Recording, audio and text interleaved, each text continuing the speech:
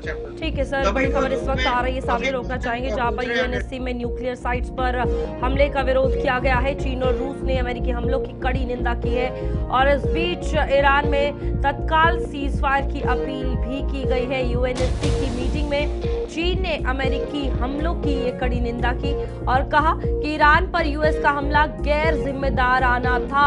रूस ने हमले को खतरनाक और उकसावे वाला बताया है। अमेरिका ने इतिहास से कुछ नहीं सीखा, बल से शांति नहीं आती, ये भी कहा गया है। तो आप देखिए, अमेरिकी हमले पर ज़ेलेंस्की भी बोले हैं ये रुकना चाहिए और जिस तरीके से लगातार अब ये आगे चीजें बढ़ती जा रही है तो एक एक करके सब सामने आ रहे हैं। जहां पर यूएनएससी की बात की जाए तो उन्होंने इसे गैर जिम्मेदाराना कहा।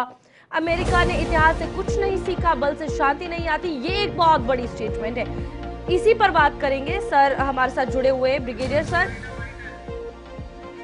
तो चलिए पहले सुनते हैं कि क्या कुछ कहा गया।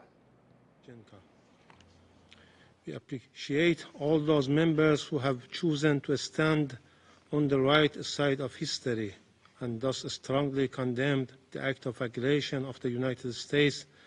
The people of the region cannot endure another cycle of destruction.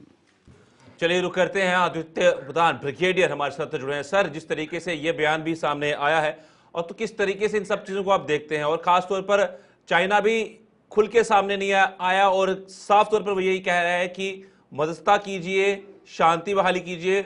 Beijing भी साफ तौर से बयान देता हुआ नजर आया कि ये रास्ता गलत तरीके से चल रहा है, ये कहीं और जा रहा है, एक बड़े युद्ध की तरफ इशारा ये कर रहा है। तो इसलिए बैठ के बातचीत होनी चाहिए, आराम से बातचीत होनी चाहिए। क्या ये मुमकिन है इस दौर पे पहुंच के? क्या वाकई में बातचीत हो पाएगी? और वहीं पर ज़ेलेंस्की भी, मैं पूरा सवाल कर लेता हूं, ज़ेलेंस्की भी साफ तौर पर यही कहते हुए नजर आए कि ईरान ने जिस तरह से मदद रूस की थी उसकी वजह से यूक्रेन में हालत बद से बदतर हो गए, और अब क्या? बिल्कुल ठीक आपने फरमाया साहिल। मैं वहीं से टच करूंगा जो आपके आखिरी सेंटेंस है। ही ईरान ने जब रशिया और यूक्रेन का युद्ध अभी भी चल रहा है, जब शुरू हुआ था, इन्होंने कामिकाज और शहीद 1, शहीद 2 मिसाइल्स दी, ड्रोन्स दिए रशिया को, ईरान ने। बट अभी रशिया ने कुछ नहीं दिया, रशिया चुप बैठा है।